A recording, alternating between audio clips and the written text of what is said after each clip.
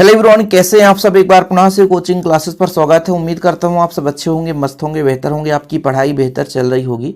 आज का जो हमारा टॉपिक है एमीन के रासायनिक गुणों को लेकर, जो कि महत्वपूर्ण रासायनिक अभिक्रियाएं यहाँ पे आपको समझाने वाला हूँ। इसके पहले मैंने एमीन बनाने की विधियों पर वीडियो आपको प्रोवाइड कर दिया है, जो कि एक ही वीडियो बच्चों 50 मिनट का, आप लोग प्लेलिस्ट में देख लेना। 2024 का प्लेलिस्ट अलग से बना हुआ है, वहाँ पर आप देख लेना, मिल जाएगा। चलिए शुरू करते हैं। पहला नंबर जो रासायनिक अपक्रिया है कार्बिल एमीन अपक्रिया। हम यहाँ पर रासायनिक अपक्रिया किसका पढ़ रहे हैं? एमीन का। और यहाँ पर बच्चों हो सकता है एलिफेटिक एमीन ले लें या एरोमेटिक एमीन ले लें, अर्थात एरीन वाला ग्रुप ले लें, ठीक है। बाकी एमीन से ही रासायनिक अपक्रिया कराएंगे। ये पहला मूलभूत आपको हिंट मैं दे रहा हूं, क्योंकि हर रासायनिक अपक्रिया में एमीन लेना ही पड़ेगा। नहीं तो कुछ बच्चे ऐसे मैसेज करते रहते हैं कि सर क्या कारण है कि इसमें हम एमीन ही ले रहे हैं, जबकि हम पढ़ क्या रहे हैं? एमीन की रासायनिक अपक्रियाएं। तो कार्बिल एमीन अपक्रिया हमने क्लोरोफॉर्म में कराया था और ये दूसरे चांस में हो गया। तो उम्मीद करता हूं कि आप लोग है ना समझ रहे होंगे और आपसे बनता भी होगा, पर फिर भी एक बार हम रिवीजन करते हैं बच्चों। कार्बिल एमीन अपक्रिया में होता क्या है? क्लोरोफॉर्म के साथ या तो आप एलिफेटिक एमीन या एरोमेटिक एमीन ले लो। तो जब किसी प्राथमिक एमीन को हम क्लोरोफॉर्म के साथ क्षार के माध्यम में क्या करते हैं? क्रिया कराते हैं, गर्म करते हैं, तो दुर्गंध युक्त कार्बिल एमीन बनता है। कार्बिल एमीन मतलब जैसे ethyl carbylamine, phenyl carbylamine, कुल मिलाकर के आइसोसाइनाइड वाला सिस्टम बनता है। वो आपको समझा रहा हूं, देखिएगा। यहां पर बच्चों आप एमीन लोगे तो एमीन का पहचान है RnH2, सही है। ये आपका एमीन का पहचान है। इसको हम क्लोरोफॉर्म के साथ क्रिया कराते हैं CHCl3। किसके उपस्थिति में बच्चों? क्षार के उपस्थिति में, तो KOH। देखिएगा स्टेप बाय स्टेप आपको समझ में वैसे भी आ जाएगा। बहुत आसान है बच्चों, बहुत आसान है। फिलहाल यहां पर एक चीज समझो, ये जो क्लोरीन है ना, ये ऋणात्मक है और ये पोटेशियम है, ये धनात्मक। ये दोनों आपस में जुड़ सकते हैं। क्यों? क्योंकि ये टूटेगा बच्चों, क्लोरीन ऋणात्मक, ये टूटेगा, ये धनात्मक है, ये ऋणात्मक है, तो ये आपस में जुड़ेंगे। फिलहाल यहां पर मैं कह दूं क्लोरीन कितने हैं, तो कहोगे 3 क्लोरीन है, तो 3 KOH लूंगा तो 3 KCl बन जाएगा। सबसे बढ़िया पहले स्टेप में, ठीक है, समझ रहे हो बात को। तो यहां पर ये आपका बनेगा। दूसरा बनता है बच्चों आपका आइसोसाइनाइड। NC का होता है आइसोसाइनाइड, जैसे एथिल आइसोसाइनाइड, जिसे हम कार्बिल एमीन के नाम से जानते हैं। आइसोसाइनाइड को ही कार्बिल एमीन कहते हैं। तो इसका पहचान है R है बच्चों, R, ठीक है। N है, और ये करता क्या है? जैसे कार्बन के साथ सीधा जुड़ जाता है, तो कार्बन के साथ ये 3 बंध नहीं बनाता है, एक उपसहसंयोजी बंध बना लेता है। या कि आप इस पर धन चार्ज और इस पर ऋण चार्ज दे दो, ठीक है। एक स्टेप ये हुआ। जो K और Cl है बच्चों, वो क्या बना लिया? KCl बना लिया, 3KCl हो गया, ठीक है। अगले स्टेप में आपका OH, और यहां से देखो OH, तो 3 हाइड्रोजन यहां से, 1 हाइड्रोजन यहां से, तो 4 हाइड्रोजन, और 2 यहां से, तो 6 हाइड्रोजन। कुल मिलाकर के 6 हाइड्रोजन और 3 ऑक्सीजन मिलाकर के 3H2O का निर्माण करेगा। सही है कि नहीं? ये आपका रासायनिक अपक्रिया कंप्लीट हुआ। इस अपक्रिया में हमने क्या किया था? गर्म किया था बच्चों। क्या किया था? गर्म किया था। तो ये हम जब प्राथमिक एमीन को क्लोरोफॉर्म के साथ एल्कोहली क्षार से अभिक्रिया कराते हैं तो दुर्गंध युक्त कार्बिल एमीन बनता है या प्राप्त होता है। अब इस कार्बिल एमीन में कई सारे एग्जाम्पल्स ले सकते हो। R के जगह आपको जोड़ना तो और कुछ भी नहीं, R के जगह जोड़ देता हूं C2H5, और यहां पर आपको हो जाएगा NH2। अब देखिए बच्चों, यहां पर है CHCl3, तो रहने दीजिए, प्लस 3KOH। सिस्टम वही रहेगा, केवल R के जगह चेंज होगा। R के जगह हो जाएगा C2H5 NH2, फिर आपका 3KCl हो जाएगा, प्लस में क्या होगा बच्चों? OH और H क्या बनाएगा? H2O, तो 3H2O बना लेता है। ये अभिक्रिया कंप्लीट हो गया। तो ये हमारा एक प्रकार से एथिल एमीन था और बना लिया, इसको हम बोल देंगे एथिल कार्बिल एमीन। वो उल्टा कर दिया, यहाँ पे होना चाहिए NC, ठीक है। NC कर दो डायरेक्ट तो भी सही है, कंफ्यूज मत होना ना, ये NC है आपका। वही तो मैं सोचा भाई क्या है, डायरेक्ट इसको मैं वही चीज उतार दिया। तो ये आपका बच्चों NC यहाँ पे जुड़ता है, मतलब N और C, ठीक है। NC डायरेक्ट लिख दो, या N के साथ कार्बन का द्विबंध लगा करके आप उपसहसंयोजी बंध लगा दो, या N के पास प्लस और 3 बंध बनाकर कार्बन के पास ऋण, ये चार्ज लगा दो। ठीक है, चीजें क्लियर है। तो देख सकते हैं जब किसी प्राथमिक एमीन को क्लोरोफॉर्म तथा एल्कोहली क्षार के साथ अभिकृत किया जाता है तो दुर्गंध युक्त कार्बिल एमीन बनता है। देखो प्राथमिक एमीन था, क्लोरोफॉर्म है, ये आपका एल्कोहलिक KOH है, गर्म किया तो आपका बच्चों कार्बिल एमीन बन गया। यहाँ से 3 पोटेशियम 3 क्लोरीन के साथ 3KCl और OH जो H होता है वो H2O का निर्माण करता है। अब इसके जगह आप मेथिल ग्रुप जोड़ दो, इसके जगह आप एथिल ग्रुप जोड़ सकते हो, है ना, या आप फेनिल ग्रुप भी जोड़ सकते हो, किसी को भी आप जोड़ दो बच्चों, कहीं ना कहीं उत्पाद मिलता रहेगा। तो स्टेप बाय स्टेप आप आगे कर सकते हो। जैसे यहाँ पर C2H5 हमने जोड़ दिया तो यहाँ पर चेंज हो जाएगा C2H5। यदि आप फेनिल C6H5 जोड़ दोगे तो फेनिल कार्बिल एमीन बनेगा, बाकी बनेगा NC। यहाँ पर कहीं पे हम डबल बॉन्ड नहीं लगाए हैं, इसका मतलब ये है भाई साहब कि ये N और कार्बन के बीच बंध बना हुआ है। ठीक है, इतना क्लियर। तो पहला रासायनिक अभिक्रिया आपका कंप्लीट, किसका, एमीन का। दूसरा बच्चों नाइट्रस अम्ल से क्रिया। जब भी हम रासायनिक अभिक्रिया कराते हैं और भी नाइट्रस अम्ल लेते हैं, थोड़ा सा आप लोग समय दीजिएगा, मजा आएगा, सब कुछ कंप्लीट करेंगे, लेकिन वक्त देना पड़ेगा बच्चों, क्योंकि आप अभिक्रिया सीखने आए हो, टाइम पास करने नहीं आए हो। जब भी हम नाइट्रस अम्ल की क्रिया कराते हैं किसी भी एमीन से या कभी भी नाइट्रस अम्ल लेते हैं तो नाइट्रस अम्ल डायरेक्ट ना लेकर के इसका मिश्रण लेते हैं, सोडियम नाइट्राइट NaNO2 और HCl का मिश्रण, और इसी से बन जाता है हमारा नाइट्रस अम्ल। नाइट्रस अम्ल का सूत्र क्या होता है, H और NO2 जोड़ दो तो ये हमारा नाइट्रस अम्ल हो जाता है। ठीक है, और प्लस में बच्चों NaCl हो जाता है। ठीक है, तो जब भी हम नाइट्रस अम्ल के साथ क्रिया कराते हैं किसी भी पदार्थ को, ध्यान रखना आप लोग, जब भी हम नाइट्रस अम्ल के साथ क्रिया कराते हैं किसी भी पदार्थ को तो नाइट्रस अम्ल ना लेकर के ये सोडियम नाइट्राइट और HCl का मिश्रण लेते हैं। जब इसका मिश्रण लेते हैं तो इसी से मिल जाता है हमें नाइट्रस अम्ल। ये देख पा रहे हो, ये आपका नाइट्रस अम्ल है HNO2। ठीक, कोई दिक्कत तो नहीं।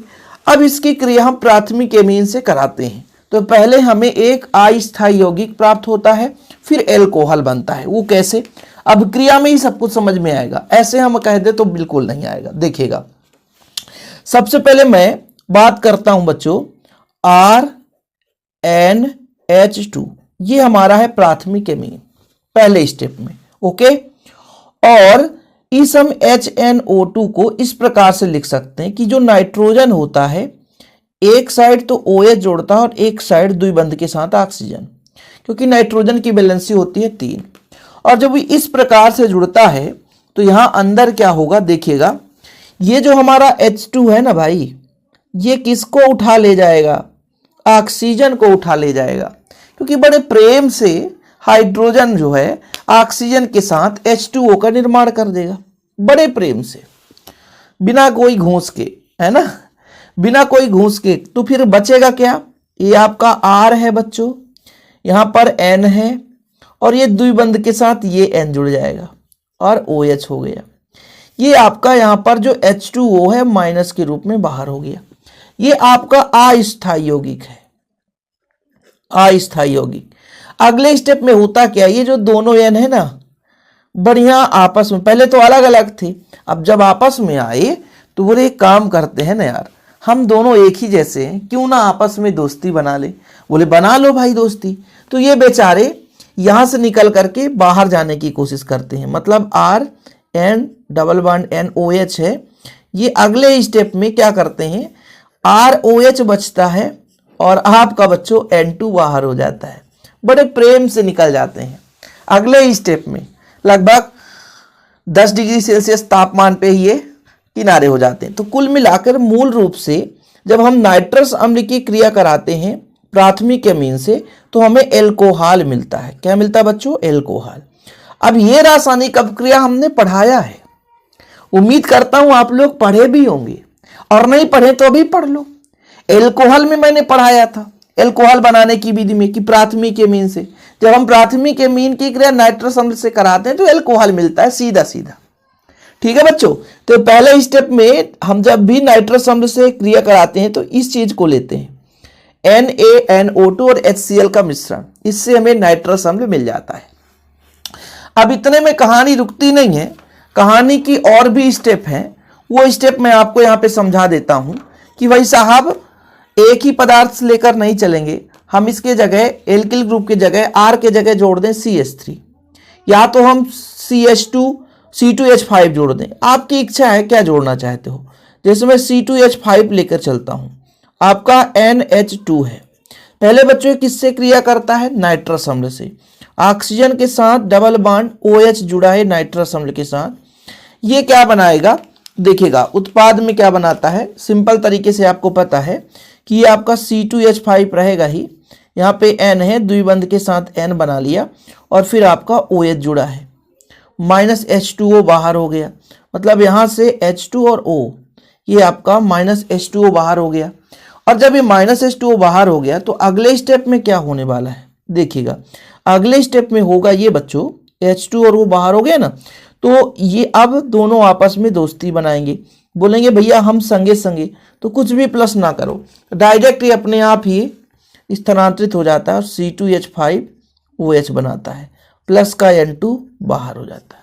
ये उत्पाद है।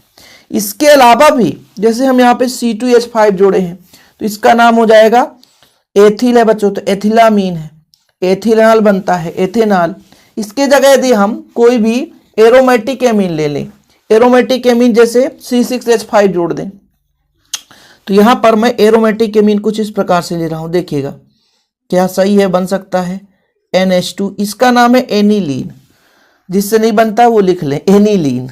ठीक है, किससे क्रिया कराना है बच्चों, नाइट्रस अम्ल से, वही सेम प्रोसेस है, नाइट्रस अम्ल से क्रिया कराते हैं। अब जब इसकी क्रिया हम कराएंगे, थोड़ा सा देखिएगा, ये भिन्न भिन्न परिस्थिति में भिन्न भिन्न प्रकार का उत्पाद बना लेता है। ठीक है, ये आपके 0 डिग्री सेल्सियस से थोड़ा सा कुछ टेम्परेचर से, मतलब जो तापमान है इसका वो 0 डिग्री सेल्सियस से अधिक होना चाहिए। इस स्थिति में जैसे यहाँ पर एल्कोहल बनता था तो ये सीधा फिनाल बनाएगा। फिनाल कैसे बनाएगा, सीधा मैं आपको बताता हूँ। फिनाल बनाने का तरीका एक ही स्टेप में कराते हैं, नहीं तो आप कहोगे तो N मैंने कर दिया, डबल बॉन्ड N, और भाई साहब H2O बाहर हो गया, और अगले स्टेप में OH।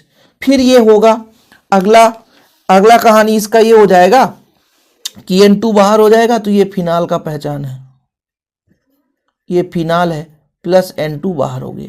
ये स्टेप है। या तो डायरेक्ट मैं इसको लिख देता, बीच वाले पद को ना लिखकर डायरेक्ट लिख देता, लेकिन जब 0 डिग्री सेल्सियस पर तो ये भिन्न उत्पाद बनाता है, ध्यान रखना 0 डिग्री सेल्सियस पर ये भिन्न उत्पाद बनाता है ना। तो इसकी कहानी बड़ी अजीबो गरीब है भाई, ये शांत नहीं रहता। ये हमारा मान लीजिए क्या है, आपका एनिलीन है, ठीक है, NH2। अब जब 0 डिग्री सेल्सियस पर होता है तो HCl और डायरेक्ट NaNO2 लेते हैं। हमने आपको पहले भी बताया था, नाइट्रस अम्ल कभी भी डायरेक्ट नहीं लिया जाता, कभी भी नहीं लिया जाता। और ये बच्चों जब 0 डिग्री सेल्सियस पर ये बेंजीन डाइजोनियम लवण बनाता है। क्या, डाइजोनियम लवण। डाइजोनियम लवण के लिए 2 क्लोरीन की जरूरत पड़ती है, तो 2 का मल्टीप्लाई कर देंगे। और डाइजोनियम लवण का सूत्र सबको पता होता है, N2Cl।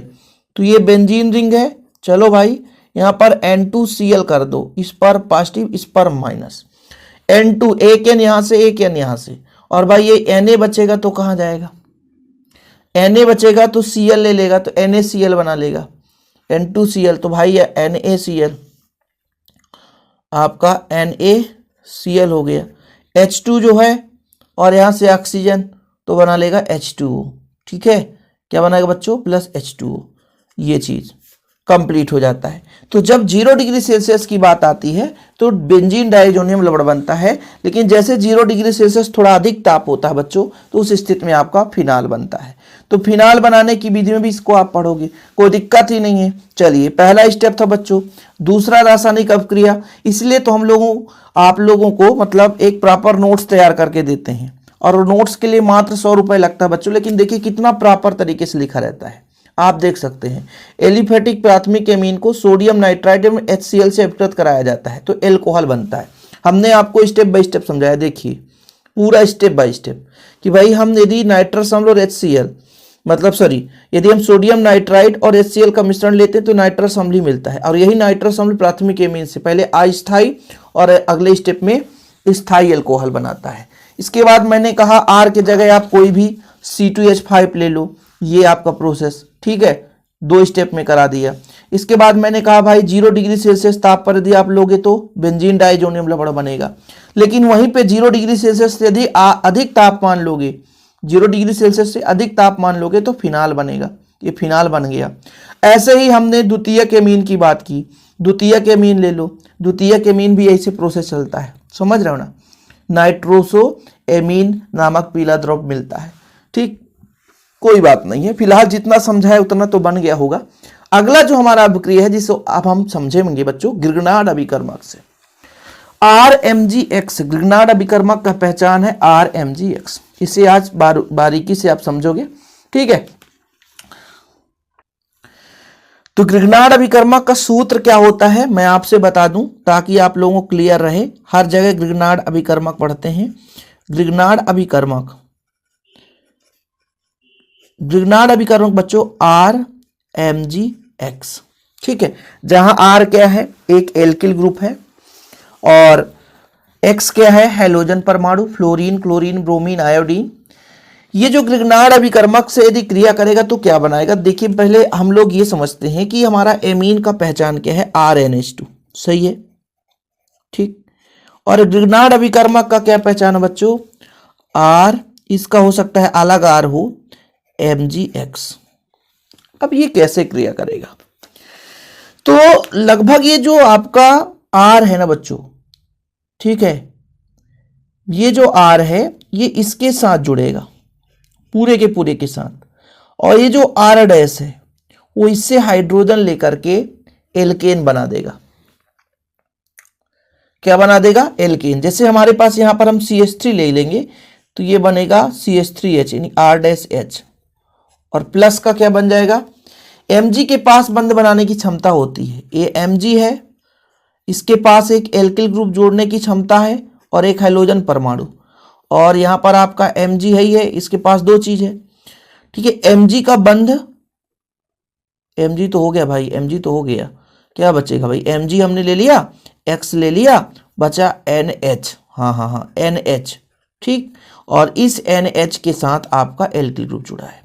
अब देखिए, अब आप लोगों को थोड़ा सा डाउट लगेगा, डाउट ये लगेगा कि भाई जैसे एमीन का है NH2, जब बच्चों एक H निकल गया तो एक बंध और बनाने की क्षमता है, और यही जो बंध बनता है वो मैग्नीशियम के साथ बन जाता है, किसके साथ, मैग्नीशियम के साथ बंध बन जाता है, और जो आपका R' है वो इसके एक H को लेकर के निकल जाता है।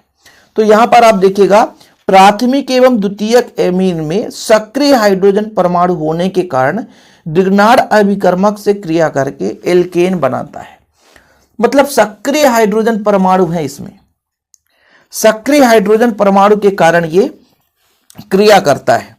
तो यहां पर आपने कहा RNH2 है, सही है, इसकी क्रिया R'-MgX से हमने करा दी। R' क्यों कराया है, क्योंकि भाई साहब दोनों में भिन्नता रहना चाहिए, पता चला हम समझ ही ना पाए, यही जो R' है वो H को उठा के ले जाता है, तो R'-H बचता हमारे पास Mg बच्चों, तो एक X हो गया, और इस NH के पास मतलब नाइट्रोजन के पास 3 बंध बनाने की क्षमता रहती है, तो ये अपने R को लेकर जाकर के Mg के साथ जुड़ जाता है, मैग्नीशियम के साथ जुड़ जाता है। अब इसके जगह आप कोई भी समूह जोड़ दो, मैं C2H5 जोड़ता हूं NH2, तो इसका नाम हो जाता बच्चों क्या, एथिलामीन, एथिलामीन। यहां CH3Mg और Cl कर देता हूं, क्या बनाएगा, ये जो CH3 यहां से H को उठाएगा और CH4 बनाएगा, इसका नाम हो जाएगा मेथेन, ठीक है बच्चा। और बच्चों क्या हो जाएगा आपका, यहां पर आपका Mg है ही है, Mg के साथ Cl जुड़ जाएगा, और यहां पर आपका NH है और C2H5 है, ठीक, ये लो, इस तरीके से ये उत्पाद बनाता है, तो एल्केन बनाता है, ये एल्केन का पहचान है। R एल्किल ग्रुप होता है, उसके साथ यदि H जुड़ जाए तो एल्केन कहला जाता है। R एक एल्किल ग्रुप है, उसके साथ H जुड़ जाए तो एल्केन कहलाता है। इसके जगह और भी कुछ आप ले सकते हो, हाँ सर C6H5 ले लें तो क्या नहीं बनेगा? अरे सब बनेगा। और यहां पर आप ले लो C2H5 MgCl, कुछ भी नहीं है। तो ये क्या, C2H5 एक H लेगा तो C2H6 बना देगा। प्लस में बच्चों C6H5 जो है यहां पर बना देता हूं, Mg के साथ Cl है, NH और C6H5, ये लो। ये प्राथमिक एमीन और द्वितीयक एमीन दोनों के साथ ऐसा क्रिया कर सकता है। ठीक है बच्चों, ये देख लो, नहीं कहोगे भाई कहां से आ गया सर, हम समझ नहीं पाए। द्वितीयक एमीन में क्या होगा? द्वितीयक एमीन में इस प्रकार से होता है, CH3 3H3 है और NH है। इस स्टेप में मान लो C2H5 MgBr ले लिया आपने, तो ये जो C2H5 है इस H को उठाता है और ले जा करके अपने साथ जोड़ लेता है, तो C2H6 बना लेता है। बाकी बचा क्या, Mg है, इसके साथ ब्रोमीन है, रहने दो।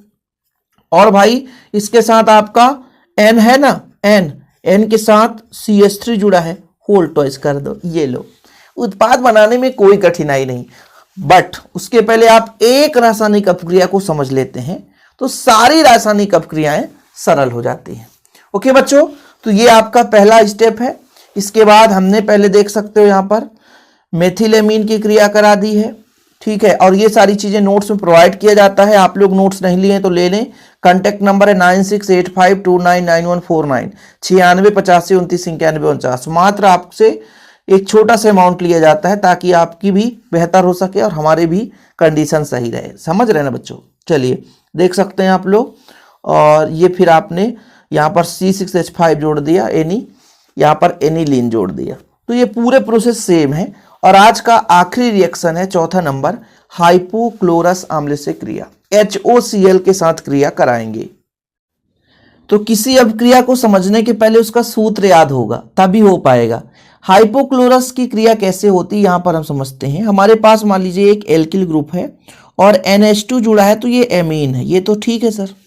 हाइपोक्लोरस का सूत्र होता है HOCl। क्या होता है? HOCl। ठीक है, अब देखिएगा किस प्रकार से क्रिया होता है, बहुत ही सिंपल। अब इस OH ये टूटेगा तो OH अलग होगा, Cl अलग होगा। इस OH को किस चीज की आवश्यकता है, आप ही बताओ। इस OH को किस चीज की आवश्यकता है? इस OH को एक हाइड्रोजन की आवश्यकता है। तो एक हाइड्रोजन जब यहां से निकलेगा तो यहां पर बचेगा आपका R, ठीक है, फिर NH बचेगा और H निकल गया तो यहां पर क्लोरीन जुड़ गया, माइनस का H2O बाहर हो जाएगा। यही तो होने वाला है। फिर अगले स्टेप में क्या होता है? फिर से अगले स्टेप में वही प्रोसेस, HOCl।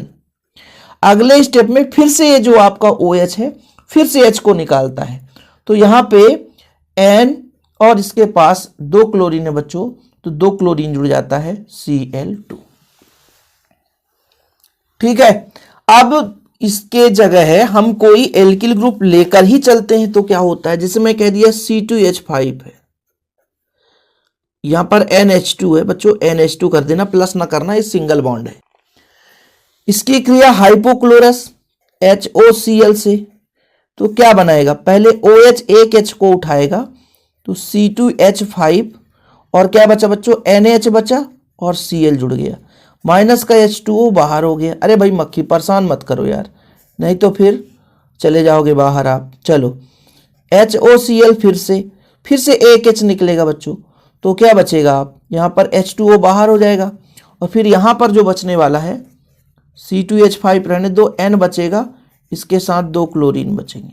ये बस यही उत्पाद बनाता है। ठीक है, द्वितीयक एमीन मोनोक्लोरो उत्पाद बनाता है। ये द्वितीयक क्लोरीन में 2 हाइड्रोजन होता नहीं है, तो एक ही हाइड्रोजन तो केवल एक ही बार होगा। तो प्राथमिक जब हमारा एमीन होता है, द्वितीयक क्लोरीन बोल दे भाई, द्वितीयक एमीन, ठीक है। प्राथमिक एमीन में 2 हाइड्रोजन होता है, इसलिए डाइक्लोरोएथिलामीन बनाएगा। भाई 2 क्लोरीन जुड़ गए, NN के साथ 2 क्लोरीन, तो डाइक्लोरोएथिलामीन है। 2 क्लोरीन जुड़े ना, मैं अभी आपको बताया। अब जैसे मैं प्राथमिक एमीन की बात करता हूं, केवल एक ही स्टेप पे होता है, क्योंकि इसके पास एक H है, तो एक बार OH से जुड़ेगा, बाहर हो जाएगा, Cl जुड़ जाएगा, खत्म कहानी। यहीं पे यदि आता ये N के साथ जुड़ा है, N का मतलब कुछ लोग कहेंगे सर ये N क्यों है? N क्लोरो, N के साथ क्लोरीन, N क्लोरो, 2 एथिल है तो डाइएथिलमीन, ठीक है, N क्लोरो डाइएथिलमीन। तो द्वितीयक एमीन केवल मोनोक्लोरो व्युत्पन्न बनाता। मोनोक्लोरो मतलब एक ही क्लोरीन जुड़ा है, जबकि यहाँ पर प्राथमिक एमीन की बात करते हैं बच्चों, तो प्राथमिक एमीन जो होता है डाइक्लोरो बनाता है। डाइक्लोरो क्योंकि 2 क्लोरीन है, याद रखिएगा। और जो स्टेप बताया हूं उसी स्टेप से यहाँ पर अब क्रिया कराया हूं। ओके, तो आज के लिए इतना ही। और अगला लेक्चर अभी आएगा इसकी रासायनिक अपक्रिया के पार्ट 1 है, ये पार्ट 2 भी आएगा। आप लोग तैयारी करते रहें, प्लेलिस्ट विजिट करें। शिव कोचिंग क्लासेस में पहली बार आए हैं बच्चों तो हमारे सोशल मीडिया के अदर प्लेटफॉर्म में जुड़ने के लिए डिस्क्रिप्शन पे लिंक है, वहां से आप जुड़ सकते हैं। चाहे वो इंस्टाग्राम हो, फेसबुक हो, हर जगह शिव कोचिंग क्लासेस के नाम से मिलेगा। फिलहाल आज के लिए इतना ही। जय हिंद, वंदे मातरम।